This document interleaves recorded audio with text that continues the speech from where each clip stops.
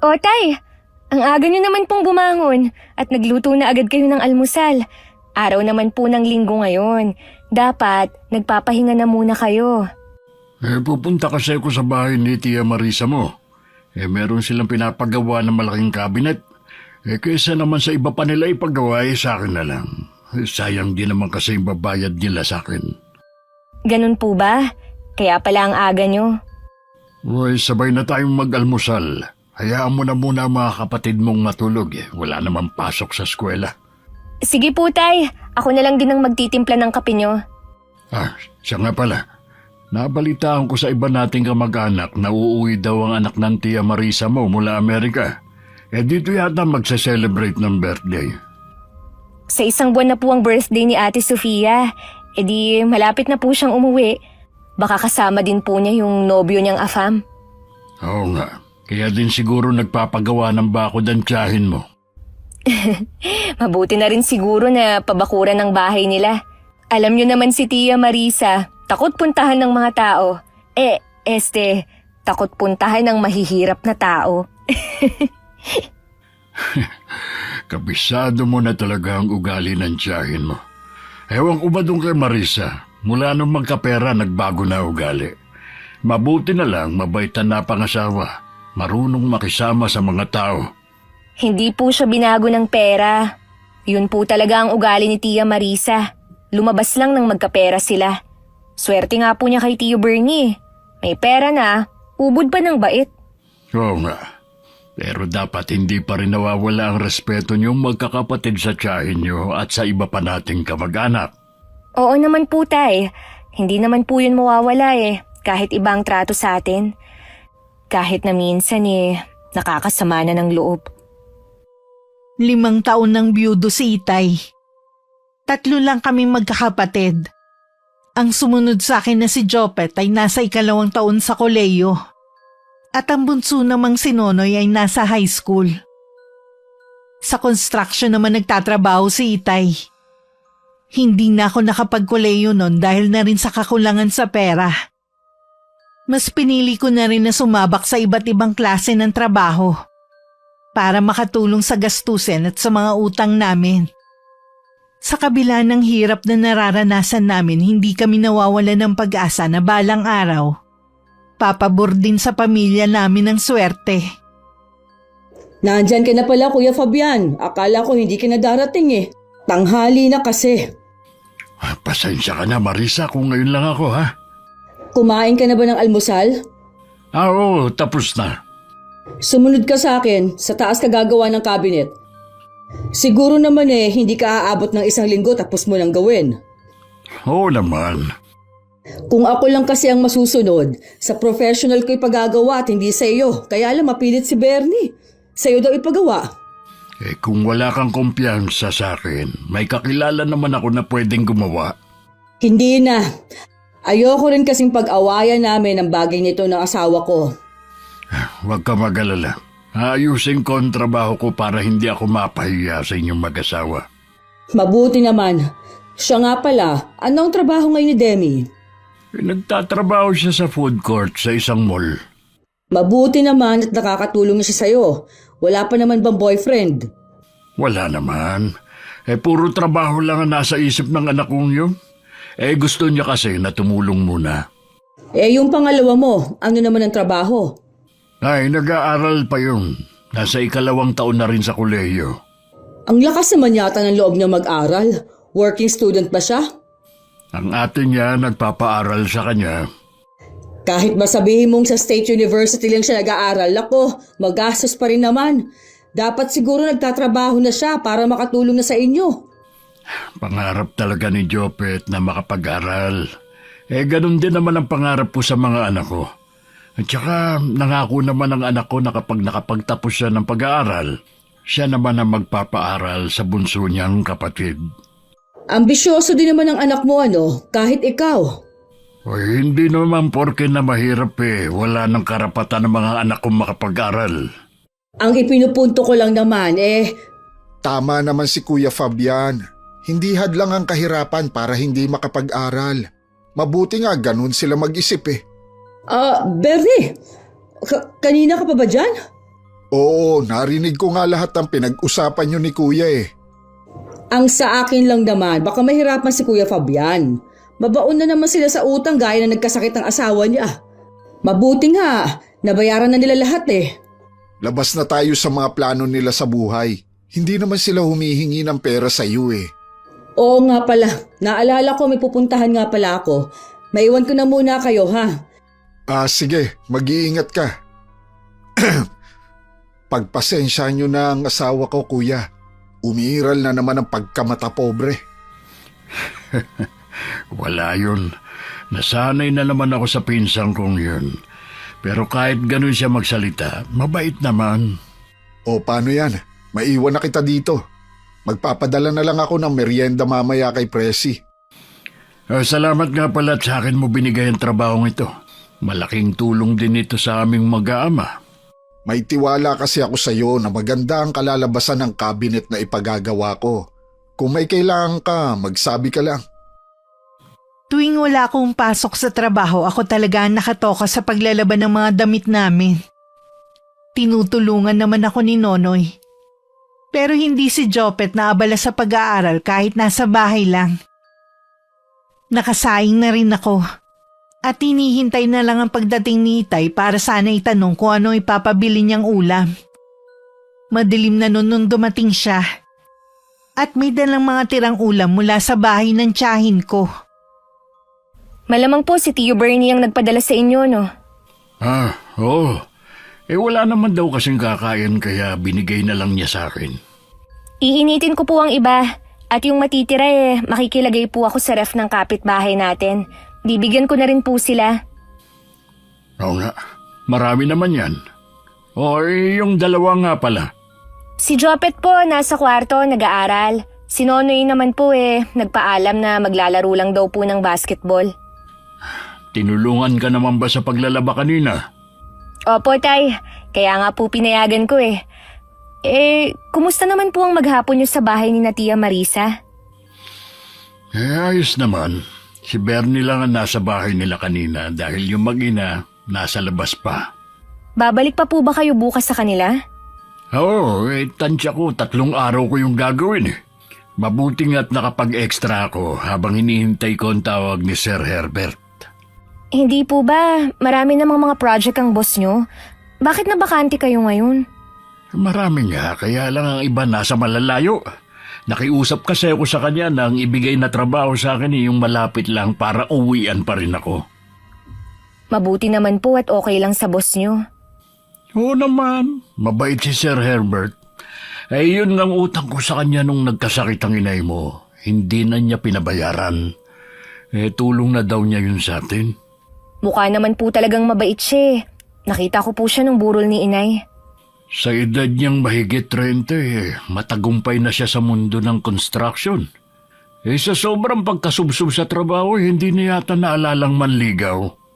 Ibig niyo pong sabihin, Tay, wala pa rin siyang pamilya? Minsan nga kapag magandang mood, binibiro ko na bakit hindi pa mag-asawa. Para meron na mag-aalaga sa kanya pag uwi niya galing trabaho. Sabi lang niya hindi pa daw dumarating ang babaeng magpapatibok ng puso niya. Tingin ko po, Tay, pihikan sa babae ang boss niyo. Yun din ang palagay ko. Mainit na ba yung ulam? Ay, opo, Tay. Ibibigay ko lang po ito sa kapitbahay natin at tatawagin ko na rin si Nonoy. Sige, ako na maghahain para pagbalik niyo ikakain na tayo. Nakasalubong ko na rin naman si Nonoy habang papunta ako sa court. Naliligo pa siya sa sariling pawis. Inakbayan ko naman siya kahit nanlalagkit ang katawan at sabay na kaming umuwi sa bahay. Pagdating nakahain na si Itay at nakaupo na sila sa hapag ng kapatid ko. Pinagsaluhan namin ng gabing yun na masaganang hapunan. Noon lang kasi kami nagkaroon ng maraming klase ng ulam. Kinabukasan dahil 10:00 pa naman ang pasok ko, nagluto na muna ako ng almusal namin. Nauna nang umalis ang dalawa para pumasok sa eskwelahan. Kami naman ni Itay sabay na umalis ng bahay. Tinanghali ka na naman kuya. Mas late pa nga ngayon. Ay, sabi kasi ng asawa mo, ganitong oras ako pumasok eh. Kahapon kasi ginabi na ako ng pag-uwi. Kuya, ako ang magbabayad sa'yo at hindi si Bernie, kaya sa akin ka sumunod. Pasensya ka na. Aagahan ko na lang bukas. Ibig sabihin, hindi mo pa matatapos ang ginagawa mong cabinet ngayon? Ano ba yan? Ang bagal mo namang gumawa, kuya. Kung alam ko lang sana, sa iba ko nalang ipinagawa. Pasensya na kung nababagalan ka sa trabaho ko. Gusto ko kasing pulido ang pagkakagawa ko para hindi naman nakakahiya sa inyong dalawang mag-asawa. Meron namang iba dyan na mabilis gumawa pero pulido. Pasensya ka na talaga, pinsan. Hayaan mo, kapag may inalok na trabaho si Bernie, tatanggihan ko na sa susunod. Ano yan? Paawa na naman? Naku, hindi Marisa. Hindi nyo naman kailangan maawa sa akin eh. Ang mabuti pa, umpisahan mo nang gumawa ngayon. Sige, maiwan na kita dyan. Kaya ayokong kumuha ng tauhan na kamag-anak eh. Masyado mapagsamantala. Nang araw na yon, malalim na ang gabi, wala pa rin si Itay. Nagchat naman siya na gagabihin siya. Ako na lang ang naghintay kay Itay at pinatulog ko na ang dalawa. Kahit alam kong nasaan ang aming ama, hindi ko pa rin maiwasang mag-alala. Nakahinga lang ako ng maluwag nang dumating na siya. Baka sampagod sa mukha niya. Kaya naghain agad ako para makakain na siya ng hapunan. Salamat anak ha. Kanina pa nga ako nagugutom eh. Hindi po ba kayo inalok na doon na kumain? Inalok naman kaya lang tumanggi ako. Mas gusto ko kasi na dito kumain sa bahay eh. Doon kasi bawal magkamay, puro sila nakakubyertos. Si tatay talaga. Bakit nga po pala ginabi na kayo? Tinapos ko na kasi ang trabaho para hindi na ako babalik doon bukas. Kailangan na rin kasi yung cabinet. Sa anak pala yun ng Tia Marisa mo na si Mel. Nasira na kasi yung lagayan niya ng mga damit. Bakit nga pala gising ka pa? Di ba sabi ko naman sa'yo, wag mo na akong hintayin. Hindi naman po kasi ako makatulog hanggat hindi kayo dumarating. Hindi mo kailangan mag-alala sa akin. Malapit lang naman ang bahay ng tiyahin mo. Wala na po kayong magagawa. Hinintay ko na po kayo eh. Oo nga, tapos na rin naman. Sa totoo lang po, Tay, para akong nabunutan ng tinik sa dibdib dahil hindi na kayo babalik sa bahay na yun. Hanggang ngayon ba naiilang ka pa rin sa kanila? Alam niyo naman po na ibang trato nila sa atin eh, dahil mahirap lang tayo. Wala namang binabanggit ang tiyahin mo na masama tungkol sa atin. Ganun lang talaga siya. Maayos naman ang trato sa atin ng mga anak niya. Tuwing may okasyon sa kanila, lagi nila tayong iniimbita. Kaya lang po, kapag nandun tayo, ibang mga plato natin kumpara sa ibang bisita. Hindi rin tayo pwedeng magpabalik-balik sa lamesa kung saan naroon ang pagkain. Kapag naroon kaming magkakapatid, laging mapanuri ang mga titig nila. Naiintindihan ko naman ang nararamdaman mo. Pero kailangan kasi nating makisama sa kanila. Huwag mong kalilimutan na meron tayong utang na loob sa kanila. Nabayaran na rin naman po natin ang utang natin kay Tia Marisa. Ngayon ko lang to sasabihin sa iyo, anak ha. Malaki ang utang na loob natin kay Tio Bernie mo noon. Malaki na ibigay niyang pera nung magkasakit ang inay mo. Walang alam ang tiyahin mo sa bagay na yun. Di na rin pinababayaran ang tiyuhin mo. Kaya kapag humihingi siya ng pabor, hindi ko matanggihan. Hindi ko po alam, Tay, na ganun ang ginawa ni Tio Bernie. Ngayon, alam mo na. Alang-alang sa kabutihan ng tao, makisama na lang tayo. Sige po, Tay. Siya, matulog ka na. Ako na lang ang bahalang magligpit sa pinagkainan ko. Sumunod naman ako kay Itay. Nang makapasok ako sa kwarto at nang makahiga na, dun ko lang naramdaman ng antok. Kinabukasan nagisnan ko na si Itay na nagluluto sa kusina. Siya na rin ang nagtimpla ng kape ko. Ilang sandali pa nagising na rin ang dalawa. Matuloy na lumipas ang 1 linggo. Wala pa rin trabaho nun si Itay. Kita na rin ang pagkainip sa mukha na nararamdaman niya. Kumusta po ang lakad niyo, Tay? Ano po ang sabi ng boss niyo? Wala pa siyang project sa malapit lang eh. Kaya nga siya nalulungkot din. Habang wala pa po kayong trabaho, ako na lang po muna ang bahala sa mga gastusin dito sa bahay. Hindi naman pwede yun, anak. Ako ang padre de pamilya sa bahay na ito. Hindi tama na sa'yo namin lahat iasa. Pansamantala lang naman po habang wala pa kayong trabaho. Parang gusto ko na ngang tanggapin yung inaalok ni Sir Herbert sa akin eh. Malaki rin kasi ang arawan at isasabay na lang daw niya ako pag-uwi para makatipid ako ng pamasahe. Iyon nga lang, lingguhan ako makakauwi. Bahala po kayo kung tatanggapin niyo ang alok niya. Wala naman pong problema sa amin kung lingguhan ang uwi niyo eh. Iyon nga lang po, maninibago kami na hindi namin kayo kasama sa hapunan. Sabi naman ng boss ko kapag nagkaroon ulit ng project dito sa malapit, kahit hindi pa tapos ang trabaho lilipat niya ako agad. Yun naman po pala Ang lakas niyo po pala sa boss niyo. Gusto ko rin muna makausap ang dalawa mong kapatid bago ko magdesisyon. Sige po, Tay. Kahit ano pa po ang maging desisyon niyo, lagi po akong nakasuporta sa inyo. Salamat, anak. Alam ni Itay na maliit lang talaga ang sahod ko. At hindi ko kakayanin ng gastos lalo't may pinapaaral akong kapatid. Kaya kahit mabigat sa loob niya, napilitan na rin siyang tanggapin ang trabaho sa malayo. 2 linggo na siyang nagtatrabaho doon nang biglang sumulpot sa bahay namin si Tia Marisa. Kahit ako nagulat sa pagdalaw niya. Kayo po pala, Chang. Tuloy po kayo. May kailangan po ba kayo? Wala ka yatang kasama.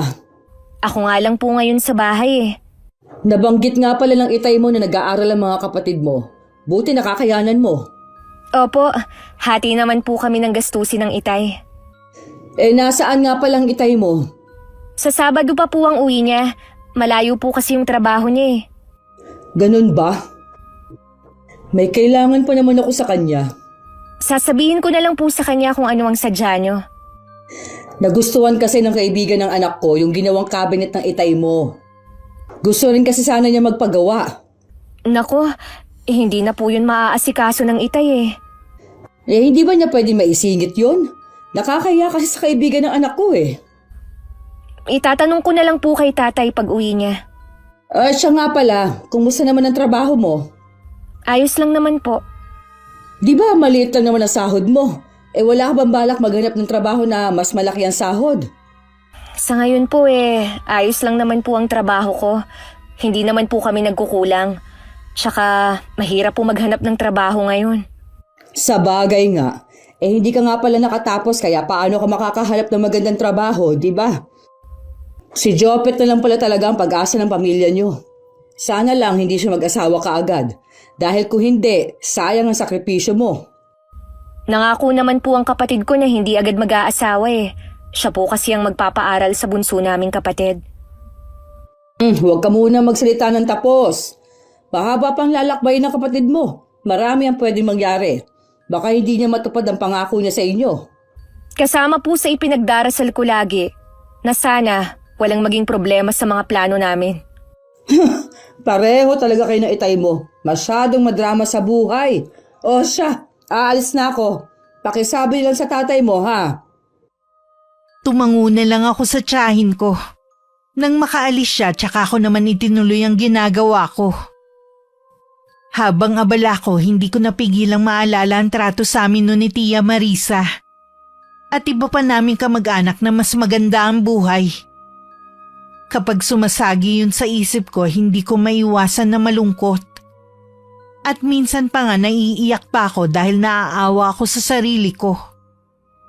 Dumating ang araw ng Sabado. Pinagpahinga ko lang muna si Itay bago ko binanggit ang pagpunta ni Tia Marisa. Ano daw ang kailangan? Tay, gusto raw magpagawa ng cabinet yung kaibigan ni Ate Mel. Nagustuhan daw po kasi ang gawa niyo eh. Ganun ba? Ay, paano kaya ito? May trabaho naman ako.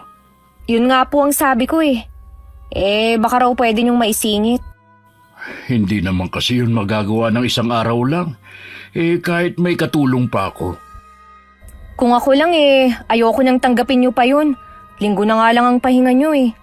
Kaya lang nakakahiya naman sa Tia Marisa mo. Hindi niyo po kailangan mahiya. Alam naman nilang may trabaho kayo eh. Ako na lang din po ang magsasabi para hindi na kayo mahirapang humarap. Sige anak, ikaw na lang ang bahalang magsabi. Akin na po pala ang mga damit niyong pangtrabaho. Lalabhan ko na po. Salamat anak ha. Ay, may dala nga pala ako dyan ng mga mamon, merienda at baon ng mga kapatid mo. Dahil sa kaabalahan ko sa trabaho at sa gawaing bahay pag-uwi, hindi ko na naalala na dumaan sa bahay ni Tia Marisa para sabihin hindi magagawa ni Itay ang cabinet. Nang makita kong parating ang tiyahin ko, tsaka ko lang naalala. Magmamano sana ako pero iniwas niya ang kamay niya. Napasyal po kayo, Chang. Ang Itay mo, Nasa trabaho po. hindi pa ba siya bumabalik dito sa atin? Hindi pa po eh. Mukha pong matatagalan ng trabaho niya sa malayong lugar. Di ba dati naman? Sa malapit lang siya nagtatrabaho. Bakit ngayon mas gusto niya sa malayo? Hindi naman po sa gusto niya sa malayo. Kaya nga lang walang project sa malapit ang boss niya. Kaya wala po siyang pagpipilian kundi tanggapin ang trabaho kahit malayo. Nabanggit mo ba sa tatay mo ang sinasabi ko? Opo. Kaya lang po hindi niya magagawa. Kapos po siya sa oras Bakit hindi niya kaagad sinabi? Sinabi ko pa man din sa kaibigan ng anak ko na pumayag na ang tatay mo. Bakit naman po kasi ganun ang sinabi niyo? Sana po hinintay niyo muna ang sagot ni Itay. Malay ko bang hindi pwede ang Itay mo? Dati naman kasi kahit anong ipagawa ko, hindi siya tumatanggi. Dati po yun, dahil nasa malapit lang ang trabaho niya. Baka naman pwede niyang gawa ng paraan. Wala naman siyang pasok ng araw ng linggo Iyon na lang po kasi ang pahinga ni Itay At nagsisimba po kami sa araw na yan. Bakit ba ang hirap ng pakiusapan ng ama mo, ha? Nagmamalaki na yata siya ngayon, Baka nakakalimutan ninyo noong mga panahong walang-wala kayo. Hindi naman po kami nakakalimot, Chang. Gusto naman po kayong pagbigyan ni Itay Yun nga lang po wala siyang oras. Hindi ba siya pwedeng umabsent sa trabaho kahit 2 araw lang? Babayaran naman siya ng kaibigan ng anak ko. Ayoko mapahiya, ha? Mas nakakahiya naman po sa boss ni Itay. Matagal na po siya doon. Kung hindi lang ako malalagay sa alanganin hindi ako makikiusap ng ganito. Kung ganon, okay lang po na malagay sa alanganin si Itay basta wag lang kayo? Masyado naman po yata kayong makasarili, Chang. Malaki po ang utang na loob namin sa inyo, oo. Pero hindi naman po yata tama na ipilit niyo ang gusto niyong mangyari. Aba, sumasagot ka na sa akin, ha? Hoy, baka nakakalimutan mo kung sinong kaharap mo. Nawawalan ka na ng respeto, Palibasa kasi, wala kang pinag-aralan. Pasensya na po, Chang. Hindi ko naman po sinasadyang makapagsalita ng hindi maganda sa inyo. Ang tatay mo nilang ang kakausapin ko. Para akong nanghina nang makaalis ang tiyahin ko. Siguradong ipagkakalat niya sa iba naming kamag-anak ang ginawa kong pagsagot sa kanya. Ang inaalala ko si Itay. Sigurado kasi na siya ang mapagsasabihan. Hindi ko na rin maiwasang mapaiyak dahil sa sinabi niya na wala akong pinag-aralan.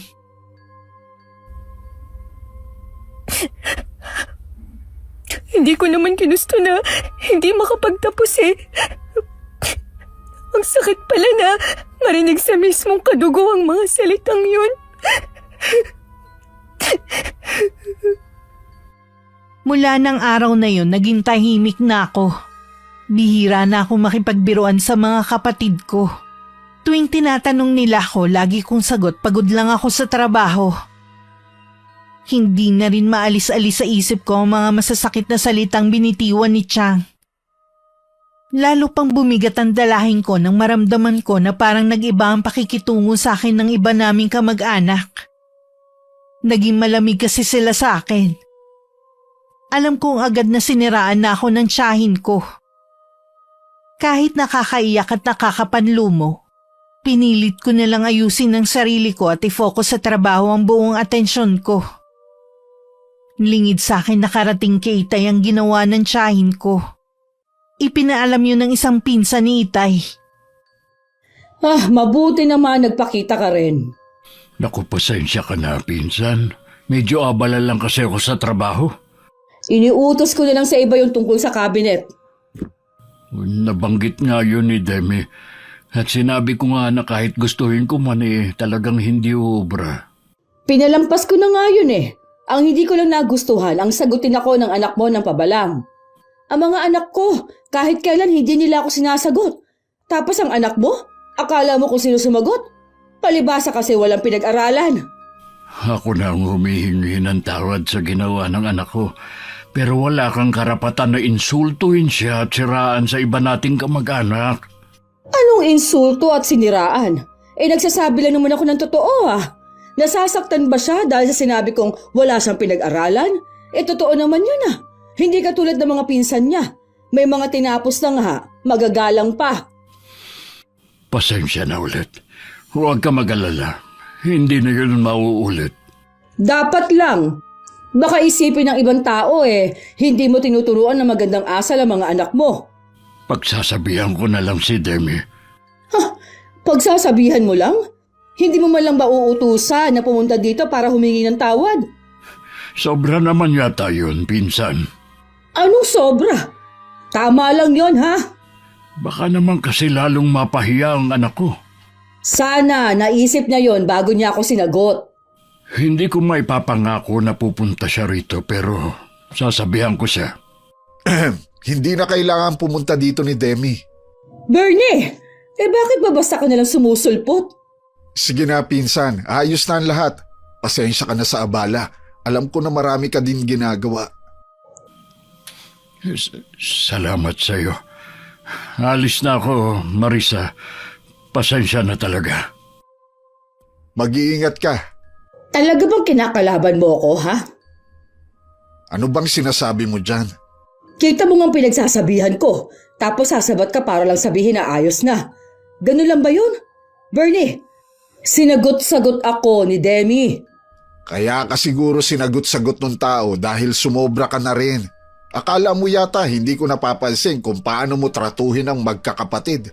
Gusto mo humingi ng tawad sa iyo si Demi, yung anak ba nating si Mel? Sinabihan mo ba noon na humingi ng sorry sa bunsong anak ni Kuya Fabian? Dahil pinagbintangan niya na ninakaw yung cellphone niya. Yung pala naiwan lang niya sa kwarto. Bakit kailangan gawin yun ni Mel? Sino ba sila? Kita mo na? Tumitingin ka rin sa katayuan ng isang tao. Masyado mong minamaliit ang mga taong yon at minamata. Para yun lang, pinapalaki mo na. Ikaw ang nagpapalaki ng lahat. Sinisiraan mo ang sarili mong pamangkin sa mga kamag-anak nyo. Sigurado ko may dagdag bawas pa yun. Ginawa ko lang naman yon dahil nainis ako. Pero hindi naman paninira ang ginawa ko Totoo naman na sinagot niya ako. Kung hindi mo rin naman aayusin ang trato mo sa kanila, huwag ka nang hihingi ng pabor sa kanila. Nakakahiyayang inaasal mo. Akala mo naman pinanganak kang may gintong kutsara sa bibig. Sobra ka naman yata. Parang hindi asawa ang turing mo sa akin Ikaw ang sumusobra na. Dahil lang sa mga anak natin kaya nagagawa ko pang pagtiisan ang ugali mo. Kapag hindi ka pa magbago, iiwanan na kita. Nakaramdam naman ng takot si Tia Marisa sa bantang yun ng asawa. Inaalala agad niya kung saan na siya kukuha ng pambili niya ng mga luho. Kung hihiwalayan siya ni Tio Bernie. Samantala, kinausap naman ako ni Itay pagdating niya sa bahay. Tahimik lang ako habang nagsasalita siya. Wala ka bang sasabihin? Ano pa po bang sasabihin ko? Wala naman akong karapatan na ipagtanggol ang sarili ko Dahil sino ba ako? Magtimpi ka na lang kapag pinagsasabihan ka ng tiyahin mo at ng iba nating kamag-anak. Lagi naman pong ganun ang ginagawa ko Kaya lang sumobra na po kasi si Tia Marisa. Noon pa, galit na siya sa aming magkakapatid. Lagi niya kaming hinahanapan ng butas para masiraan sa iba nating kamag-anak. Ikaw na lang ang magpasensya kung ganun man ang ginagawa sa inyo. Dahil mahirap lang tayo. Wala ba tayong karapatan ng mga tuwiran? Lagi na lang bukang bibig na bastos at wala kaming modo. Samantalang sila hindi man lang tayo nire-respeto. Huwag na lang natin itong pag-usapan. Iwasan mo na lang na sumagot ng pabalang sa kanila. Lagi na lang ba kayong ganyan, Tay? Magiging sunod-sunuran na lang ba kayo sa mga kamag-anak nating magandang buhay, ha? Ipagtanggol niyo naman kami kahit minsan lang. Hindi yung mananahimik lang kayo sa isang sulok habang pinagsasalitaan kami ng masasakit na salita. Tama na! Hindi ka ba talaga titigil? Hindi ako titigil hanggat hindi kayo natatauhan. Naalala niyo pa ba noon habang pinagbibintangan ni Ate Mel si Nonoy na nagnakaw ng cellphone niya? Nasa tabi lang kayo habang nakatungo. Umiiyak na ang kapatid ko noon habang sinasabi na hindi niya yun ginawa. Pero hindi niyo man lang siya ipinagtanggol. Para pa ngang naniwala kayo sa kanila kaysa sa sarili niyong anak. Napatunayan naman na hindi siya ang kumuha. Dahil nakita ni Manang Presi ang cellphone sa kwarto. Paano kung hindi nakita? Di habang buhay na lang natatatak sa pagkatao ng anak niyo ang pagiging magnanakaw kahit hindi naman totoo. Hindi nga sila humingi ng tawad Tapos ako pipilitin humingi ng kapatawaran sa pinsan niyo? Tama lang ang sinabi ko sa kanya. Kaya hindi ako hihingi ng dispensa. Gusto mo bang masira ang pamilya natin, ha? Gusto mo na isipin nila na bastos kayo mga anak ko? Matagal na po nila tayong hinusgahan dahil sa pagiging mahirap natin. Dahil sa estado natin sa buhay, mababa ang tingin nila sa atin kaya ganun din nila tayo tratuhin. Kung patuloy niyo pa po silang ituturing na kamag-anak, bahala po kayo. Pero ako, wala nang pakialam sa kanila. Masama pa rin ang loob ko kay Itay. Hindi pa rin siya nagbabago. Mas mahalaga pa rin sa kanya ang sasabihin ng mga kamag-anak namin. Gusto niya maganda ang maging imahe niya sa mga yun kahit isakripisyo pa niya kami. Hindi man lang niya kami ipagtanggol sa kanila. Kung siya madaling makalimot, ako hindi ko makakalimutan kung paano kami trinato na parang basahan. Sa katagalan nagkaayos na rin kami ni Itay dahil na rin sa mga kapatid ko. Lingguhan pa rin ang uwi niya. Sakto namang naroon ng Itay nang dumalaw si Tio Bernie. Gusto ko munang humingi ng dispensa sa inasal ng asawa ko sa inyo. Kasama ko sana siya sa pagpunta dito. Kaya lang, meron siyang importanteng nilakad Wala na yun sa akin. Kalimutan na natin ang nangyari. Ang bait mo talaga, pinsan. Ang mga anak mo pala. Si Demi naglalaba. Yung dalawa naman nasa basketball court. Masasabi ko na maswerte ka sa mga anak mo. Maswerte ka rin naman sa mga anak mo. Si Sofia nasa ibang bansa, si Mel may magandang trabaho. Napaka-perpekto kung titingnan ng pamilya namin. Pero hindi totoo yun. Lahat naman ng pamilya may mga pinagdadaan ng problema. Magagawa niyo rin yung lampasan basta sama-sama kayo. Sana nga. Oy, ano nga pala ang sadya mo sa akin? Dumating na kasi si Sofia nung isang araw. Sa Biyernes talaga ang birthday niya, pero gaganapin sa Linggo. Pumunta kayo ng mga anak mo. Puro kamag-anak at malapit na kaibigan lang naman ang inimbita. Ay, sige. Sasabihan ko ang mga anak ko. Inaasahan ko na pupunta kayo. Oo naman. Paano, pinsan? Tutuloy na ako. Salamat sa pagpunta mo rito. Nag-abala ka pa talaga. May kalahating oras din nagtagal sa amin si Tio Bernie. Excited naman na nagkwento si Itay na dumating na si Ate Sofia galing ibang bansa. Tahimik lang naman kami magkakapatid. Nang umalis na si Itay para pumasok sa trabaho, nun lang naglabas ng saloobin ng mga kapatid ko. Sinabi ko naman yun kay Itay nang makauwi siya sa bahay namin. Uy, bakit naman ayaw sumama nun dalawa?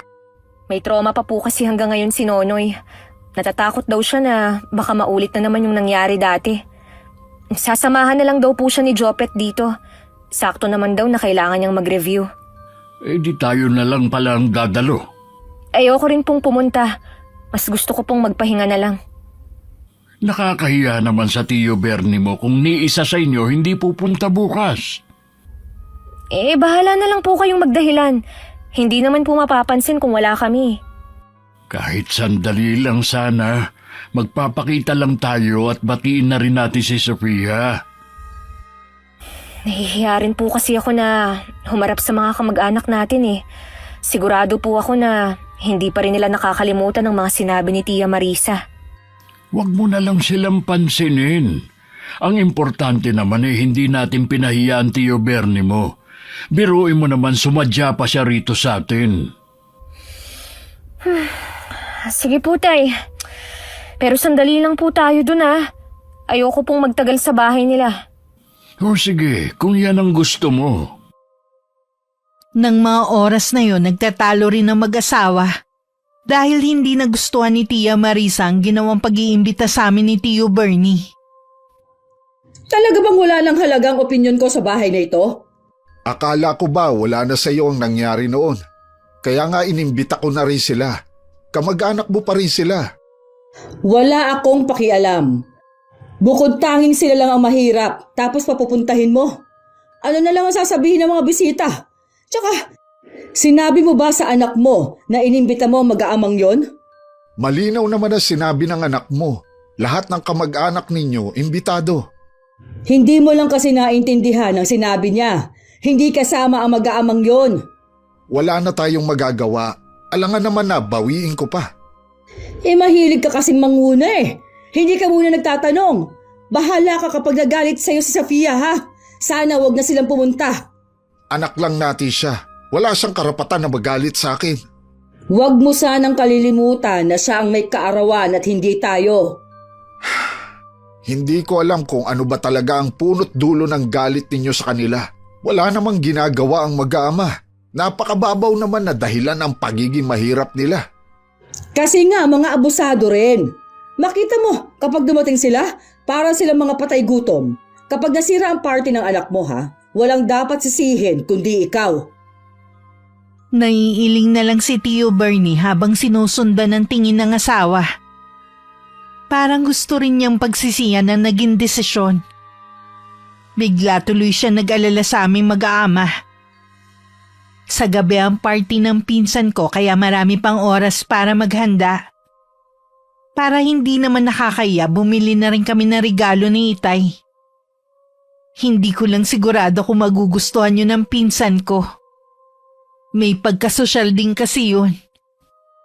Huwag na kaya tayong tumuloy, Tay. O bakit naman? Kinakabahan po kasi ako hindi ko alam kung bakit. Sandali lang naman tayo dun Babatiin lang natin yung may birthday. Sayang naman yung regalo natin kung hindi may bibigay. Mabuti sana kung magustuhan ni Ate Sofia. Alam niyo naman na suplada yun di lalo na ngayon. Sanayin mo na ang sarili mo na laging makisalamuha sa mga kamag-anak natin. Hindi tama na lagi kayong nangingilag sa kanila. Hindi namin sila pangingilagan kung mabait po sila sa amin. Mabuti pa, magayos ka na. Maya-maya lang iaalis na tayo. Sige po, Tay. Dumating kami sa bahay ni na Tia Marisa na may mga bisita na. Halos lahat kamag-anak namin. Binati ko naman silang lahat at nagmano ko sa mga matatanda. Hinanap ko rin ang pinsan ko para maibigay ang regalo ko sabay bati sa kanya.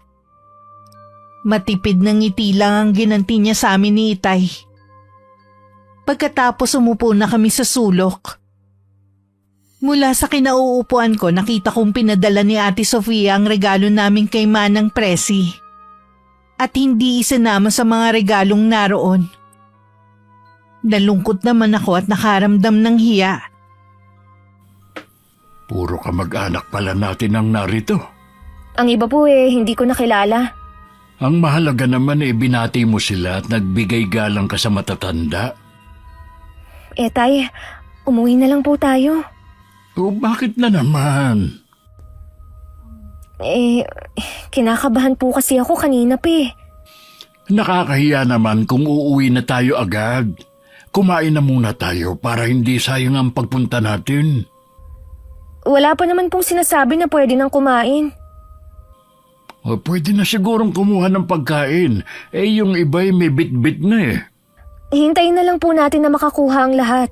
Ayoko na may masilip na naman sa atin ng tiyang. Ay, ako na lang ang kukuha ng pagkain natin. Hintayin mo na lang ako rito para makauwi na rin tayo. Sandali lang, Tay. Ay, sana lang talaga. Tama na pumunta kami. Tuloy-tuloy na si Itay sa mahabang mesa kung saan naroon ang mga pagkain. Lumingon pa siya sa akin sabay ngiti. Dahil nakatuon ang pansin ko kay Itay, hindi ko na namalayan ang paglapit ni Tia Marisa at pag-upo sa tabi ko. Ikaw lang ba, Iha, ang dumalo? Kami lang po ni Itay ang pumunta. Nasaan ang itay mo? Kumukuha po siya ng pagkain. O bakit? Nagpasabi na ba na pwede na kumain? Hindi pa po ba? Nakita po kasi namin na may mga ilan ng bisita ang kumukuha. Pambihira talaga kayong mag-ama. Para kayong patay gutom. Huwag naman po kayong magsalita ng ganyan. Pinsang buo nyo naman po si Itay eh. Ayun na nga eh. Kilala ko kayo, kaya ako nasasabi to. Nagdala ba naman kayo ng regalo, ha? Meron naman po kaming dala. Inabot ko na po kay Ate Sofia. Akala ko wala eh. Kapag ganun, nakakahiya talaga kayo maging kamag-anak. Aalis na lang po kami ng Itay. Ay, wag mo nga akong dramahan ha. Kumain muna kayo bago umalis. Hindi na po, Tiyang. Maraming salamat na lang po. Habang nag-uusap pa kami ni Tia Marisa, dumating naman si Itay dalawang plato na puno ng pagkain. Hindi naman nakaligtas sa akin ang pagtalim ng mga mata ng tiyahin ko habang nakatingin sa mga plato. Ang dami naman yan, kuya. Ay, naparami ang lagay ko eh. Lahat kasi mukhang masasarap. Siguro naman mabubusog na kayo sa kinuha ninyo, no? Baka naman bumalik pa kayo para kumuha ng pagkain. Ha? Sapat na ito sa amin. Pwede bang doon kayo sa medyo tagong lugar? Parating na rin kasi ang ibang bisita eh. Sige, lilipat na lang kami ng lamesa. Alam ko na pareho kaming nararamdaman ni Itay. Gusto ko na rin lumubog nun sa inuupuan ko. Nang tumalikod si Tia Marisa, nagagilap ako ng mesa na malayo sa karamihan. Sa pinakasulok na malapit sa mga halaman, dun kami pumwesto ni Itay. Kumain ka na, anak. Damihan mo ang lechon kasi bihira lang tayo makakain yan. Mahirap pong lulukin ng mga pagkain. Mas gusto ko na lang pong umuwi. Kainin na muna natin ito. Mas nakakahiya kasi kung iiwan na lang natin ito rito. Lagi na lang po bang ganito? Pagsasalitaan nila tayo ng masasakit at ipapahiya tayo. Patawarin mo ko, anak. Walang dapat sisihin kundi ako. Hindi kita pinakinggan. Sana hindi na lang tayo dumalo. Wala naman po kayong kasalanan eh.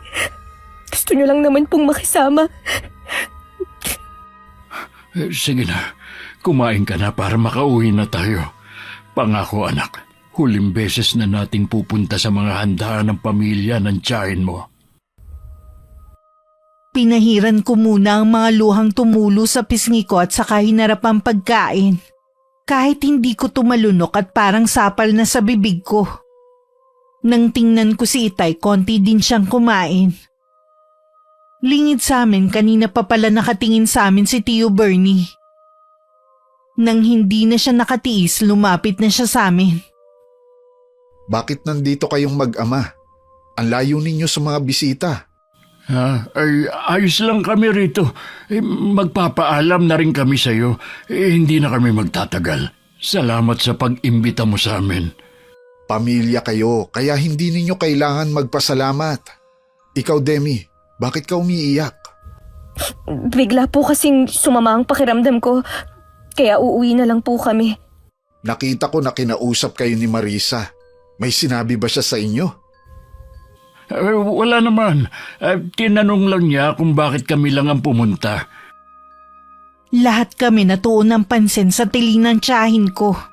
Namumula ang mukha niya sa galit habang palapit sa amin. Dinuro-duro pa niya ako nang makalapit. Ikaw, ninakaw mo ang wedding ring ko. Kayo lang ang mahirap dito kaya walang ibang gagawa nun kundi ikaw. Chang, hindi ko po magagawa yun. Sinungaling! Pumasok ka lang sa pamamahay namin na wala na agad ang wedding ring ko. Huwag mong pagbibintangan ang anak ko. Hindi ko sila pinalaki na malikot ang kamay. Ipakukulong kita kapag hindi mo inilabas ang singsing ko. Baka naman kung saan mo lang nailagay. Hanapin na lang natin. Sigurado ako na kinuha ni Demi ang singsing ko. Walang ibang gagawa nun kundi siya. Suot ko pa yun kanina. Kaarawan ng anak natin. Huwag mo naman sanang sirain. Kung ayaw mo na tuluyang masira ang party ng anak mo, paalisin mo ang mag-amang yan.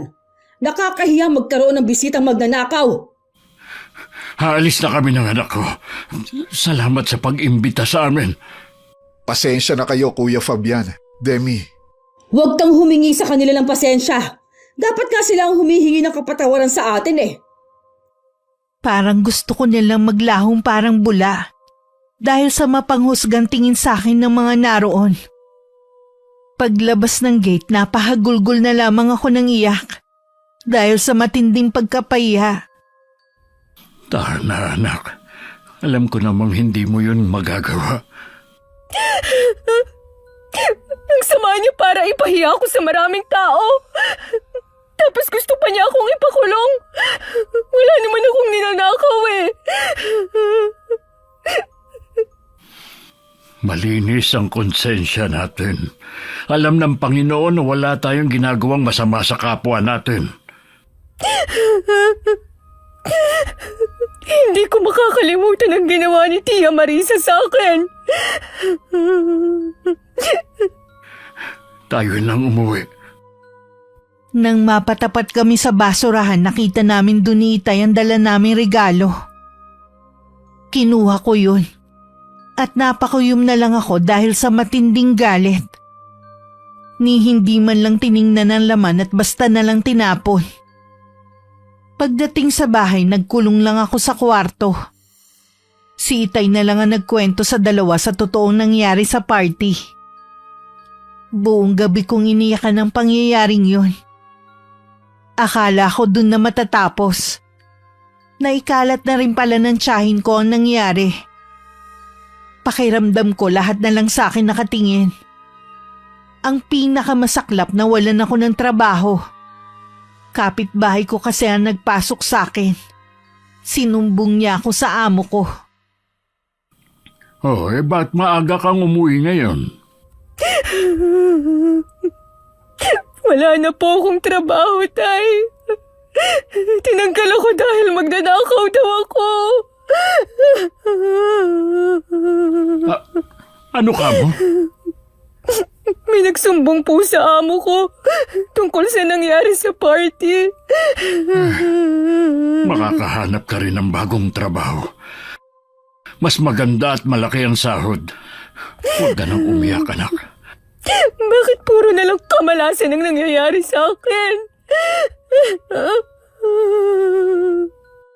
Hindi yan totoo, anak. Pagsubok lang ito sa atin. Puro na lang ba tayo pagsubok? Habang sila umaangat at tinatapakan ng mga katulad natin? Nonoy, ikuha mo ng tubig ang ate mo. Ayoko ng tubig. Hindi yan ang magpapakalma sa akin. Magpahinga ka na lang muna sa kwarto mo. Sinira nila ang buhay ko. At reputasyon na yun lang ang meron tayo. Naniniwala ako sa karma. Darating din ang araw na mapaparusahan sila sa ginagawa nila. Walang araw at gabi na hindi ako umiiyak. Ito ang namana ko sa aking ina. Mahina ang loob at madaling maapektuhan ng problema. Lagi lang akong tulala at minsan hindi ko makain. Labis na ang pag-aalala sa akin ni Itay at mga kapatid ko. Isang araw dumalaw si Tio Bernie. Nasa duyan lang ako noon at nakatingin sa kawalan. Walang reaksyon sa nangyayari sa paligid ko. Anong nangyayari kay Demi? Ilang araw na siyang ganyan. Sinusubuan ko na nga lang para kumain. Palagay ko masyado siyang naapektuhan sa mga nangyari. Natanggal din kasi siya sa trabaho. Hirap na rin siya makapag-apply. Pina-check up nyo na ba siya? Nakakaranas daw ng matinding depresyon ang anak ko. Madalas hindi na siya natutulog sa gabi. Sa araw ganun din. Minsan bigla na lang siyang iiyak dahil naiisip niya na hindi siya nakakatulong sa akin. Kung kailangan nyo ng tulong, magsabi ka lang at ako na ang bahala. Asawa mo ang dahilan kung bakit nagkaganyan ang anak ko. Hindi ko kailangan ng tulong mula sa iyo. Pinagsabihan ko na rin si Marisa sa ginawa niya. Wala rin siyang balak na magsampa ng reklamo. Dapat ko bang ipagpasalamat yun? Walang kasalanan ng anak ko. Wala siyang ninakaw na kahit na ano. Hindi ako magnanakaw, Tay! Hindi! Hindi totoo ang ibinibintang nila sa akin! Hindi ka magnanakaw, anak. Alam namin yun. Halika na sa loob ng bahay. May biskwit doon. Magmerienda ka muna, baka nagugutom ka na. Di ba sabi ng doktor, bawal kang magutom? Ayoko ng biskwit. Gusto ko ng tinapay. Ay, sige. Meron din doon. Teka, ikukuha kita. Inasikaso muna ako ni Itay bago niya muling hinarap si Tio Bernie. Tinawag din niya ang kapatid kong si Nonoy para bantayan ako. Lagi ba siyang ganoon? Oo. Para bang gusto niyang takasan ang realidad dahil sa sakit ng kalooban na naranasan niya. Tanggapin mo na itong pera. Huwag mo nang tanggihan. Lahat ng tulong ibibigay ko. Sabihin mo lang, pinsan. Salamat sa iyo. Ang layo talaga ng ugali mo kay Marisa. Sana sa iyo na lang nagmana ang mga anak mo. Magkahalong awa at galit ang nararamdaman ni Tio Bernie ng mga sandaling yun. Matinding awa dahil sa kalagayan ko. Galit dahil sa ginawa ni Tia Marisa. Pagdating sa kanila, agad niyang hinanap ang asawa. Pero sabi ng kasambahay nila hindi para umuuwi. Parang may bumubulong din sa kanya na halongkatin ng mga gamit ito na ginawa nga niya. Sa isang pouch na puro resibo, nakita niya doon ang pinagsanlaan ng wedding ring nila na sinasabi ni Chang na ninakaw sa kanya. Oh, hinihintay mo daw ako, sabi ni Presi. Sabi mo nawawala ang wedding ring natin. Pinagbintangan mo pa ang pamangkin mo. Ano itong resibo na ito? Nakalagay dito na isinanla mo bago ang party. Ay, hayaan mo ako magpaliwanag. Ano pa ang ipapaliwanag mo? Malinaw na sa akin na sinungaling ka. Anong klaseng pag-iisip meron ka? Pinahiya mo sa maraming bisita si Demi. Nawalan din ng trabaho dahil umabot sa bus niya ang nangyari. Hindi ko naman sinasadya. Wala lang akong pagpipilian. Tama na! Hindi mo na kailangan magpaliwanag pa. Kay Kuya Fabian at Demi ka magpaliwanag at humingi ka na rin ng tawad. Ano? Ihihingi ako sa kanila ng tawad? Bakit? Hindi mo kaya? Nagawa mo ngang sirain ang buhay ng pamangkin mo eh. Hayaan mo na lang sila. Wala namang kwenta ang mga taong yun. Ikaw ang walang kwenta. Ano ang pinagyayabang mo? Ito ba? Ha? Kukunin ko ito lahat para bumalik ka sa pagiging mahirap. Hihiwalayan na kita. Hindi mo magagawa yan. Matagal na tayo nagsasama.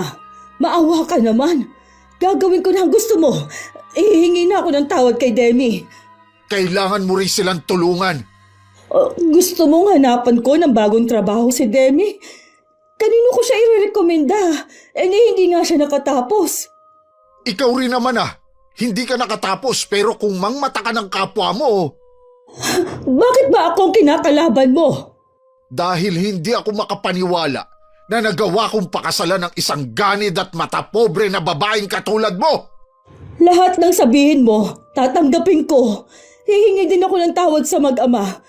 Tutulungan ko makakuha ng bagong trabaho si Demi. Huwag mo lang akong iwan. Hindi trabaho ang kailangan ni Demi. Kailangan niya ng pera para makapagpagamot. Ha? Anong sakit niya? Nakakaranas ng matinding depresyon si Demi dahil sa ginawa mong pamamahiya sa kanya. Hindi biro ang pinagdadaanan niya. Para yun lang? Yung iba nga mas matindi pa ang pinagdadaanan pero hindi naman nade-depress. Talaga bang wala kang katiting na awa dyan sa puso mo, ha? Ikaw ang dahilan kung bakit nagkagano ng pamangkin mo. Oo nga. Pupunta na nga ako sa kanila. Ano pa bang gusto mo? Kung pagtatawanan mo lang ang kalagayan ng pamangkin mo, mabuti pa huwag ka nang pumunta doon. Kaya nga ako pupunta doon dahil sabi mo hihiwalayan mo ako kung hindi ako hihingi ng tawad. Hindi naman bukal sa loob mo ang gagawin mo. Mahalaga pa ba yun? Pag-aralan mo muna kung paano magkaroon ng simpatsya sa kapwa mo. Saan ka pupunta? Bakit inilalagay mo ang mga damit sa maleta? Hindi ko na kayang makisama pa sa'yo. Maawa ka naman. Huwag mo akong iwan. Isinalya pa ni Tio Bernie ang asawa nang tangkain siya nitong pigilan sa braso. Hanggang sa labas ng bahay nakasunod sa kanya ang asawa. Pero hindi na siya napigilan pa. Samantala nagpa siya si Itay na dalhin ako sa isang mahusay na albularyo. Ayon na rin sa payo ng boss niyang si Herbert. Nagpa siya siyang iwan ako kay Lola Crisanta, ang matandang dalagang albularya. Ilang beses na rin noon nagpabalik-balik si Tia Marisa sa bahay namin hanggang matsyempohan niyang may tao na. Akala ko tuluyan na kayo umalis sa lugar natin. Ilang beses kasi ako nagpabalik-balik dito pero wala kayo. Hindi naman masabi ng mga kapitbahay ninyo kung saan kayo nagpunta. Ano ba ang kailangan mo? Si Demi, Wala siya rito. nasaan siya? Wala ka nang pakialam kung nasaan man siya ngayon. Pwede ba? Umalis ka na. Marami pa akong dapat gawin. Huwag mong sabihin na ipinasok mo siya sa mental hospital. Kung wala kang maayos na sasabihin, umalis ka na bago pa kita ipagtulakan. Kung ako lang ang masusunod, hindi ako pupunta dito. Nakiusap lang sa akin si Bernie na puntahan kayo dahil kailangan niya ng tulong. Dahil nakakaranas ng depression ang anak mo. Oh, dahil sa iyo, parang mababaliw na ang anak ko. Pagkatapos mo siyang pagbintangan na kinuha niya ang wedding ring mo, yung pala isinanla mo lang para pambili mo ng mga luho. Paano mo nalaman ang bagay na yan? Hindi na mahalaga kung paano. Subukan mo lang uli na siraan ng anak ko o kahit sino sa kanila. Matitikman mo ang galit ko. Huwag mo akong matakot-takot. Hindi mo yata alam ang kaya ko ring gawin. Ano pa ba magagawa mo kung wala na sa tabi mo ang asawa mo? Isa talagang malaking pagkakamali ang pumunta ako dito. Sinabi mo pa, dahil pinahiya mo lang ang sarili mo. Umuwi ka na sa inyo at hintayin mo ang karmang nararapat sa iyo. Mula nang umalis ang asawa nawalan na rin ng panggastos si Tia Marisa. Umaasa na lang siya sa mga bigay ng dalawang anak. Kalaunan naman natigil na dahil parehong nawalan ng trabaho. Hindi na rin nakabalik sa Amerika si Ate Sofia sa di malamang dahilan. Napilitan na lang silang lumipat sa mas maliit na bahay para makamenos sa gastusin. Ito na nga yata ang karmang sinasabi ni Kuya Fabian. Ayokong bumalik sa pagiging mahirap. Gusto ko pa rin mabili ang lahat ng gusto ko. Napilitan ng puntahan ni Tia Marisa ang asawa para humingi ng tulong. Hindi rin siya makapaniwalang nasa magarang bahay ang asawa. Samantalang sila ng mga anak naghihirap at nagtitiis sa maliit na bahay. Paano mo naaatim na tumira sa ganitong bahay samantalang naghihirap kami ng mga anak mo? Bahay ito ng kapatid ko. Dito lang niya ako pinatira habang wala silang mag-anak. Yung kapatid mong suplada na si Angela? Hindi suplada si Angela. Ayaw lang niya talaga sa'yo dahil sa ugali mo. Hindi ko na yun problema. Kung ganon, anong ginagawa mo dito? Bernie, maawa ka naman sa amin ng mga anak mo. Pareho silang walang trabaho. Ubos na ang mga ipon nila. Baon na kami sa utang. Kaya mo pa naman. Bakit hindi mo subukan maghanap ng trabaho? Ano naman ang papasukan ko? Maliban sa may edad na ako, wala naman akong tinapos. Hindi mo ba naiisip na yung nangyayari sa'yo? Karma na yan dahil sa ginawa mo sa kapwa mo. Pati mga anak natin, dinamay mo. Nakikiusap ako sa'yo. Maawa ka naman sa amin. Hanggat hindi ko nararamdaman ang sinseridad sa'yo at pagbabago, wala kang makukuhang tulong mula sa akin. Bakit ba nagbago ka na? Ano bang ginawa sa'yo ng mag-amang yon at ganyan na ang pakikitungo mo sa akin? Hindi ako nagbago. Napuno na lang ako sa'yo. Yang sobrang pagiging mapagmataas mo, yan ang sumira sa pagsasama natin. Sinunod ko naman ang gusto mo. Pinuntahan ko si Kuya Fabian kaya lang siya pa ito nagmamalaki. Dahil ikaw pang mayabang imbis na magpakumbaba ka. Ikaw ang may malaking kasalanan sa kanila. Huwag mo sanang kalilimutan yun. Laylay ang balikat na umuwi na lang sa kanilang bahay si Tia Marisa. Pagdating naabutan niyang umiiyak ang mga anak. Iniwan na raw ng nobyo si Ate Sofia dahil nalaman nito ang ginawa niya sa akin. Maging si Ate Mel iniiwasan na rin ng mga kaibigan. Nakakatakot daw baka sila naman ang pagbintangan ng ina. Pero hindi naniniwala ang tiyahin ko na yun ang dahilan. Malamang na hindi lang matanggap ng nobyo at mga kaibigan na naghihirap na sila. Dahil wala na mapagkuhanan ng panggastos, napilitan na rin ang tiyahin ko na tumanggap ng labahin at mamalansya. Samantala kahit magaling na ako, ayoko pa rin umalis sa poder ni Lola Crisanta. Doon lang kasi ako nakaramdam ng katahimikan. Pero lagi ko pa rin naaalala ang nangyari sa akin. Iniisip mo kung paano ka makakaganti sa tiyahin mo, no? Paano niyo po nalaman na yun ang laman ng isip ko, Lola? Madali lang naman basahin ang isip ng tao. Lalo ka na. Hindi kasi ako matahimik. Tingin ko, hindi ako makakabalik sa dati kong buhay kung hindi ako makakaganti sa tiyahin ko. May alam ako kung paano ka makakaganti. Kailangan lang masidhi ang kagustuhan mong iparanas sa taong yun na puot dyan sa puso mo. Paano po ako makakaganti? Sa pamamagitan ng kulam. Bibigyan ko siya ng malalang karamdaman na kahit sinong doktor, hindi siya mapapagaling. Kulam? Marunong po kayong mangulam? Oo, iha. Pero pinipili ko lang kung sino ang tutulungan ko. Ngayon, nasisiguro mo bang gusto mo pa rin gumante? Opo, Lola. Gusto kong kulamin niyo si Tia Marisa. Gusto kong maramdaman niya ang paghihirap ko noon. Yung kahihiyan na hindi ako makatingin ng diretso sa mga tao. Gusto kong maranasan niya kung paano iwasan. Sa gabi ng pagbilog ng buwan, isasagawa ko ang orasyon. Salamat po, Lola. Dahil sa inyo, makakapaghiganti na rin ako sa taong yun. Lagi naman akong dinadalaw ni Itay at mga kapatid ko. Nakikita nilang hiyang sa akin ang pagtira sa probinsya. Nalaman ko rin na nag-working student ang kapatid ko para kahit papano, hindi na siya umasa sa tatay namin. Talaga bang ayaw mo pang sumama pa uwi sa bahay? Sorry po, Tay. Hindi pa po ako handang harapin ng mga tao sa atin. Tsaka, dito ko lang po naranasan ang katahimikan eh. Sige, hindi na kita pipilitin. Alam ko naman na hindi ka pababayaan ni Aling Crisanta. Inaalagaan niyo po akong mabuti.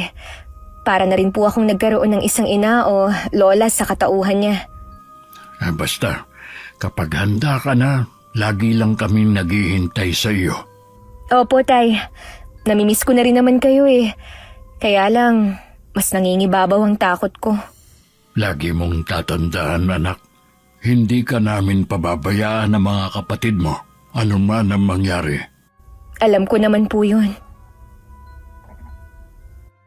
Masaya ako na kahit gaano pa kaabala si Itay at mga kapatid ko, nagagawa pa rin nila akong dalawin. Bala ko naman nang umuwi pagkatapos maisagawa ang paghihiganti ko. Nang makauwi nga si Itay, muling dumalaw sa kanya si Tia Marisa. Ano na naman ang ginagawa mo dito? Nakita ko kayong dumating. Dinalaw niyo siguro si Demi. Bakit hindi niyo pa isinasama pa uwi? Masaya na ang anak ko kung nasaan man siya ngayon. Kaya tigilan mo na ang kakatanong ng tungkol sa kanya. Pamangkin ko naman siya. Wala naman sigurong masama kung kukumustahin ko siya. Alam ko naman na gusto mo lang makichismis sa nangyayari sa kanya, hindi dahil nagmamalasakit ka. Dapat siguro, ikaw ang kumustahin ko. Kumusta na ba ang bagong buhay mo? Pansamantala lamang ito. Babalik din sa dati ang buhay naming mag-iina. Matayog ka pa rin sa kabila na bumagsak ka na. Ano ba ang gusto mo? Gayahin ko kayo? Hindi ko sinabi na gayahin mo kami. Ang gusto ko, lumayo ka na sa amin. Patahimikin mo na kami. Paano ko gagawin yun? Kayo nga ang ugat kung bakit na bagong buhay namin eh. Dahil sa inyo, nagalit si Bernie at iniwan kami. Kami pa talagang sinisisi mo? Hindi ka pa talaga natatauhan sa karma na nangyayari sa'yo? Hindi karma ang tawag dito. Sinusubukan lang ako kung hanggang saan ang itatagal ko. Hindi ako susuko katulad ng anak mong nabaliw. Walang hiya ka talaga! Napakasama mo!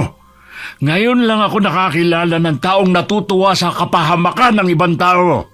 Huwag ka magalit kuya kung nagsasabi lang ako ng totoo. Hindi ka ba talaga aalis? Hintayin mo ako't kukunin ko ang itak ko. Bahala nang makulong basta maipaghiganti ko lang ang anak ko. Huwag kuya! Nababaliw ka na rin yata. Kung hindi ka pa aalis, ibabaon ko ang itak na ito sa katawan mo. Nagtatakbo naman sa takot palayo si Tia Marisa. Nang araw na yon, nagpa siya ang Itay na umalis na sa bahay na yon. Para na rin hindi sila guluhin ng tiyahin ko. Naisip na rin na ibenta yun ni Itay para makapagsimula kami ng bagong buhay. Hindi lang si Itay ang ginugulo ng tiyahin ko, maging si Tio Bernie. Nang sumunod na araw, bumisita ulit sa kanya ang asawa.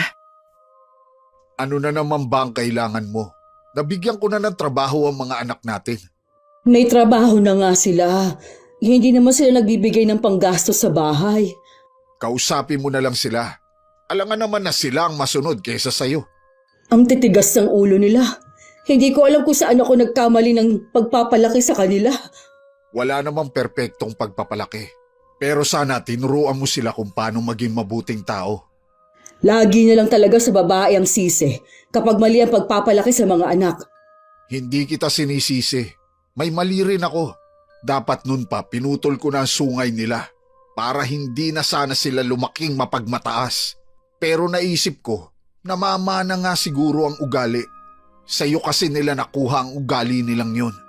Huwag na lang natin silang pag-usapan. Ang gusto ko sana, magkaayos na tayo. Pasensya na, hindi mangyayari ang gusto mo. Mas masaya at kontento na ako na nakalaya sa'yo. Hindi kaya meron ka ng ibang babae? Walang ibang babae. Mas gusto ko na lang muna na ilaan ang oras ko sa trabaho at sa sarili ko. Hindi ako naniniwala sa'yo. Alam ko na meron ka ng iba. Huwag mo sanang kalilimutan na kasal ka pa rin sa akin. Mag-asawa pa rin tayo sa mata ng mga tao at sa mata ng Diyos. Hindi ko nakakalimutan yon. Pero ikaw, maraming nakalimutan. Isa na doon ang pagiging makatao. Wala ka nang ginawa kundi ungkatin ang bagay na yan. Tapos mag-aaway na naman tayo dahil sa nangyari kay Demi? Nakakasawa na! Paulit-ulit na lang ang problema natin. Hanggat hindi mo binabago ang ugali mo, hindi matatapos ang problema. Kahit naman baguhin ko ang ugali ko, hindi ka na rin naman babalik sa akin, hindi ba? Para din naman sa kabutihan mo ang gusto ko. Pwes, ayoko magbago. Ganito na ako habang buhay. Bahala ka na kung ganon.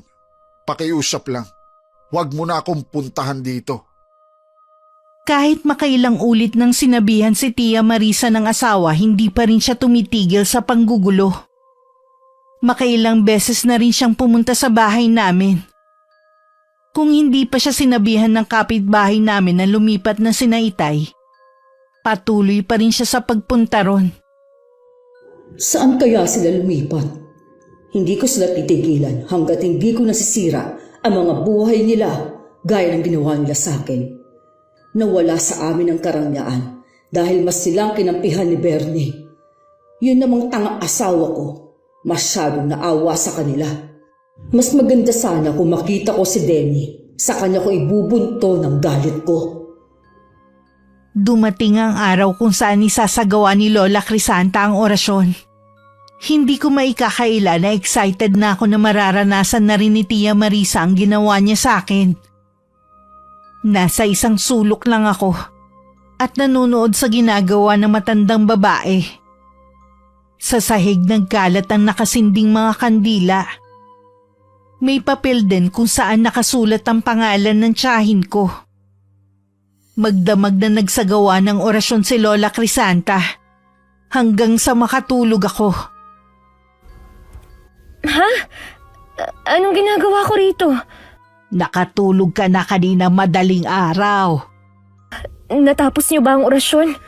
Oo naman, iha. Mag-uumpisa na ang kalbaryo niya sa bawat araw. Maraming salamat po, Lola. Sa wakas maghihirap na rin siya. Dahil sa ginawa ko, makakaramdam ako ngayon ng matinding pagkahapo.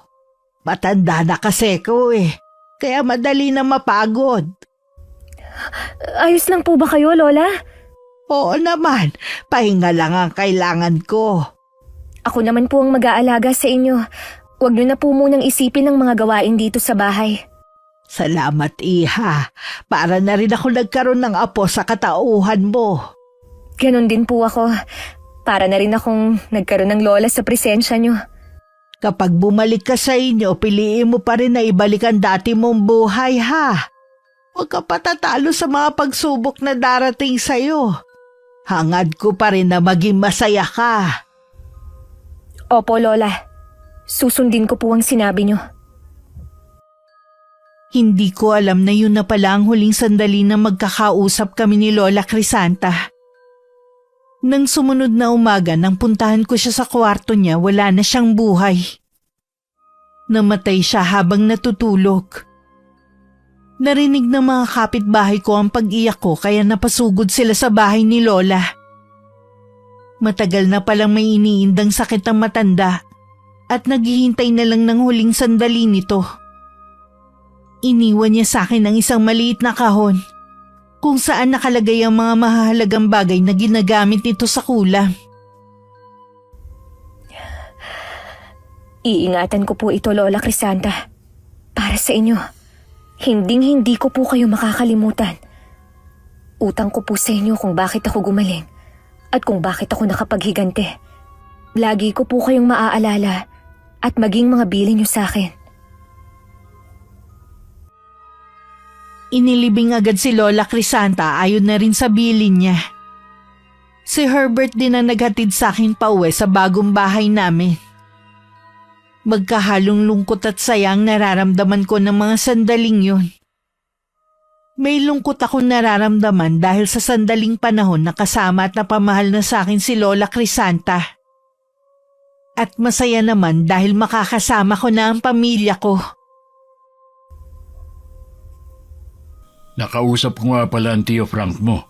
Iniimbita tayo sa bahay nila sa linggo. Ano pong meron? Kaarawan niya. Si Senta na kasi ang tiyuhin mo. Kaya maghahanda siya. Sigurado po na pupunta din dun si Tia Marisa. Sigurado yun dahil kapatid siya ni Tio Frank mo. Ayos lang naman kung hindi ka sasama. Ayaw din naman ng mga kapatid mo.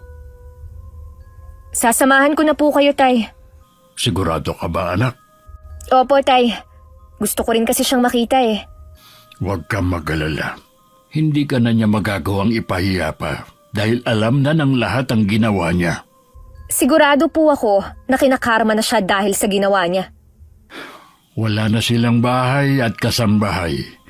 Maliit na bahay na lang ang tinitirhan nila. Hiniwalayan na kasi siya ng asawa niya. Hindi pa po sapat yun, Tay. May iba pa akong karmang hinihintay na mangyari sa kanya. Anong karma naman ang tinutukoy mo? Yung matinding sakit na dadapo sa kanya. Yung kahit pinakamagaling na doktor ay hindi siya magagawang pagalingin. Hayaan na lang natin ang Panginoon na magparusa sa kanya. Sinabi po ng mga kapatid ko na hindi pa rin daw nagbabago si Tia Marisa. Lagi pa rin daw kayong ginugulo, kaya napilitan kayong lumipat ng bahay. Totoo naman. Kung hindi lang ako nagtitimpi, baka masaktan ko na siya kaya kami na lang ng mga kapatid mo lumayo. Mula ngayon, ako na po ang haharap sa kanya. Hindi ka na ba maaapektuhan sa presensya niya? Hindi na po. Matapang na ako ngayon. Malaki nga ang naitulong ni Aling Crisanta sa iyo. Hindi lang po niya ako pinagaling. Marami din po siyang itinuro sa akin. Hindi ko po siya makakalimutan habang nabubuhay ako. May mga gabi na tinitingnan ko ang kahon na iniwan sa akin ni Lola Crisanta. Meron pala dong libretang itim. Iniisip ko na pag-aralan yun. Baka kasi yun ang gusto na matanda kaya niya sa akin iniwan. Dumating ang araw ng linggo. Mga kamag-anak lang palang inimbita ni Tio Frank. Pagkatapos kong maibigay ang regalo ko at bumate, umupo na ako sa isang tabi.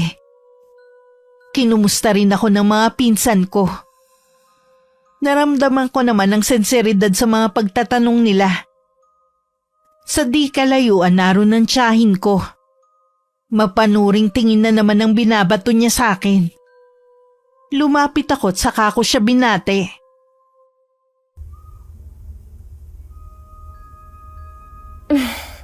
Kumusta po kayo, Chang?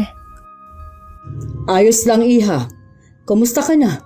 Balita ko, nagkaroon ka daw ng depression? Kahit naman po sino magkakaroon ng depression dahil sa ginawa nyo. Ikaw ba naman ang pagbintangan na nagnakaw ng wedding ring? Tapos malalaman ng lahat na isinanla nyo lang pala para ipambili ng luho? Tumigil ka nga sa pinagsasabi mo. Ay, wag na po kayong mahiya. Alam naman po ng mga narito ang ginawa nyo. Baka gusto mong ingud-ngud kong pagmumukha mo sa sahig nang matigil ka na sa mga sinasabi mo. Subukan mo at ako mismo ang gagawa nun sa'yo. Pareho talaga kayo ng anak mo. Bakit ba kasi pumunta pa kayo dito? Sinisira nyo lang ang party ng kapatid ko. Ikaw ang sumira dahil sa ugali mo. Mabuti pa anak, umuwi na tayo. Tutal na bati na rin naman natin ang Tio Frank mo. Sige po, Tay. Ikaw naman, Chang. Lahat ng kahihiyan na naranasan ko noon, mararanasan nyo rin. Lumapit din si Tio Bernie para pigilan ng asawa sa balak nitong pagwawala. Nagsumbong kasi ang mga anak nila sa kakaibang ikinikilos ng tiyahin ko nitong mga huling araw. Madalas daw kasi nilang makitang nakikipag-usap sa sarili. Hayaan mo na lang. Paalis na rin sila. Anong hayaan? Ipinahiya ako ng babaeng yon. Pinahiya mo rin naman siya noon. Mas matindi pa nga eh. Tama lang naman yun sa kanya dahil mahirap lang sila. Buti nga sa kanya at nabaliw siya. Sa tingin ko, ikaw ang mas nababaliw. Sabi ng mga anak natin, madalas mong kausapin ang sarili mo. May kausap naman talaga ako ng matandang babae eh. Ang sabi niya sa akin, may balak yang si Demi na kulamin ako. Biruin mo, ipakukulam ako ng babaeng yon. Kaya ngayon pa lang, humanap ka na ng mahusay na albularyo para mapigilan natin siya. Ang mabuti pa umuwi ka na. Nakakahiya na kasi ang mga pinagsasasabi mo. Pinagtatawanan ka na ng mga bisita. Walang nakakatawa sa mga sinasabi ko. Aray, ang sakit ng tiyan ko. Nag-uumpisa na ang kulam sa akin. Sabi kasi na matanda, kapag nagkita kami ni Demi, tsaka mag-uumpisa ang sumpa. Maririnig sa buong paligid ang tawanan. Hinila na lang ni Tio Bernie ang asawa para mailayo sa lugar. Sumama na rin ang dalawa nilang anak dahil sa sobrang hiyang nararamdaman. Pagdating sa bahay, doon na nag-umpisang tubuan ng makakating butlig ang balat ni Tia Marisa. Nang mga sumunod na araw, naging magaspang na ang balat niya. Naging kulubot na rin ang kanyang muka. Tumawag sa akin ang mga anak natin. Ano bang nangyayari sa'yo? Hindi ko rin maipaliwanag. Ilang doktor na ang tumingin sa akin pero hindi pa rin nila matukoy ang sakit ko. Nasaan sina Sofia at Mel? Iniwan na nila ako. Ikinakahiya nila ako at nandidiri sila sa akin. Hindi na nga ako makalabas ng bahay. Wala na akong naririnig sa mga tao kundi karma na raw ito sa akin. Maaaring totoo ang sinasabi nila. Ayaw mo pa kasing magbago noon pa. Hinintay mo pang sapitin mo yan. Maghahanap ako ng mahusay na doktor na titingin sa'yo. Maniwala ka sa akin. Hindi ako kayang pagalingin ng doktor. Kinulam nga ako. Kung yan ang lagi mong iisipin, hindi ka talaga gagaling. Albularyo ang kailangan ko. Yun ang hanapin mo. Sige, susubukan ko magtanong sa mga taga rito. Kapag gumaling ako, pangako, magbabago na ako. Hindi inaasahan ni Itay na dadalaw si Tio Bernie sa amin. Siya raw ang nag-aalaga kay Tia Marisa dahil nilayasan daw ng mga anak nila. Nabanggit din niya ang pagkakasakit ng asawa. May alam ka ba pinsan na albularyo? Uy, bakit yun ang hinahanap mo? Dapat dali mo na siya sa doktor. Ilang doktor na kasi ang tumingin sa kanya, hindi naman siya mapagaling-galing. Tingin ko pa, lalo siyang lumalala. Baka nga albularyo na ang makapagpagaling sa kanya. Albularya ang nagpagaling kay Demi. Kaya lang ipatay na siya. Ganun ba? Sayang naman, wala na pala siya. Wala rin naman akong kilala pa. Pero magtatanong na rin ako sa mga kakilala ko. Ngayon pa lang, nagpapasalamat na ako sa'yo. Alam ko na malaki ang kasalanan sa inyo ni Marisa. Tingin ko, nagsisisi na siya. Kung kailan may sakit na siya, tsaka lang niya napagtanto ang mga mali niyang ginawa. Lagi talagang nasa huli ang pagsisisi. Oo nga, sabi ko nga hindi pa naman huli para magbago siya. Nakaratay na lang ba siya? Hindi naman, kaya lang ayaw niyang lumabas ng bahay. Naririnig daw niya kasi ang mga bulungan ng mga tao tungkol sa kanya tuwing lumalabas siya. Dati, nagagalit ako sa kanya pero ngayon, awa na lang ang nararamdaman ko. Sana gumaling pa rin siya. Nang makaalis si Tio Bernie, nahulog sa malalim na pag-iisip si Itay. Gusto na rin kasi niyang maniwalang nakukulam ang pinsan. Ganun kasi ang mga sintomas ng kulam. Tay, narinig ko po ang napag-usapan niyo ni Chong. Nakakaawa naman ang kalagayan ng Tia Marisa mo. Yun po ang tunay na karma sa kanya. Magtapat ka nga, Iya. May alam ka ba sa nangyayari sa tiyahin mo? Bakit niyo naman po nasabi yan? Pasensya ka na, anak. Kalimutan mo na ang tanong ko. Hindi nga nakapagtataka na may kumulam sa tiyahin mo dahil sa ugali niya. Malamang isa sa mga nakaalitan niya. Hayaan na lang po natin sila. Labas na po tayo sa kung ano ang nangyayari sa kanila. Mabuti pa, ang pag-usapan na lang po natin yung tungkol sa planong panliligaw ni Herbert. Hindi nga ako makapaniwala nang magpaalam siya sa akin . Matagal na pala siyang may gusto sa'yo. Kaya nga lang nahihiya sa akin. Napatunayan niyo naman po na mabuti siyang tao . Ay kaya nga pumayag na rin ako. Alam ko mapapabuti ka sa kanya. Kaya naman ibinigay ko na sa kanya ang basbas ko. Salamat po, Tay. Anak, sana balang araw mapatawad mo rin ang Tia Marisa mo. Mas masarap pa rin kasing mabuhay na walang kinikimkim na galit sa dibdib. Opo, Tay. Matulin na lumipas ang mga araw, linggo at mga buwan. Sinagot ko na rin si Herbert at nagpaplano ng magpakasal. Masasabi kong masaya at kontento ako sa buhay na meron ako ngayon. Sa pagdating ni Herbert, parang nabura lahat ng hinanakit ko sa buhay. Dahil sa pag-aakalang puro kamalasan na lang ang nangyayari sa buhay ko. Kabaliktaran naman ang nangyayari kay Tia Marisa. Bagamat malakas pa rin, Hindi naman niya magawang lumabas ng bahay dahil nahihiya siya sa itsura niya. Ikakasal na pala si Demi. Talaga? Natutuwa ako para sa kanya. Balita ko mayaman ang napangasawa niya. Sana hindi siya tumulad sa akin na binago ng pera. Sa bagay, iba naman siya. Alam ko na magandang pagpapalaki sa kanya ng mga magulang. Natutuwa ko na hindi ko na nararamdaman ang galit sa iyo. Nakakapagod din naman ang laging galit sa mundo. Mas magaan na rin ang dibdib ko. Sana, balang araw, mapatawad ako ni Demi at ng iba ko pang nasaktan. Huwag kang magsawa sa pagdarasal. Ipadaan mo sa kanya ang paghingi mo ng tawad sa mga taong nasaktan mo. Sigurado na may katugon ang mga panalangin mo. Maraming salamat din at hindi mo ko iniwan. Sana, huwag kang magsasawa na samahan ako. Hindi kita iiwan gaya na sumpaan natin noon. Hindi man kami nagkikita ni Tia Marisa. Sa kaibuturan ng puso ko, pinatawad ko na siya. Bagamat nalulungkot ako dahil wala nang lunas ang sakit niya, nagdadasal pa rin ako na sana magkaroon ng himala na gumaling pa rin siya. Wakas,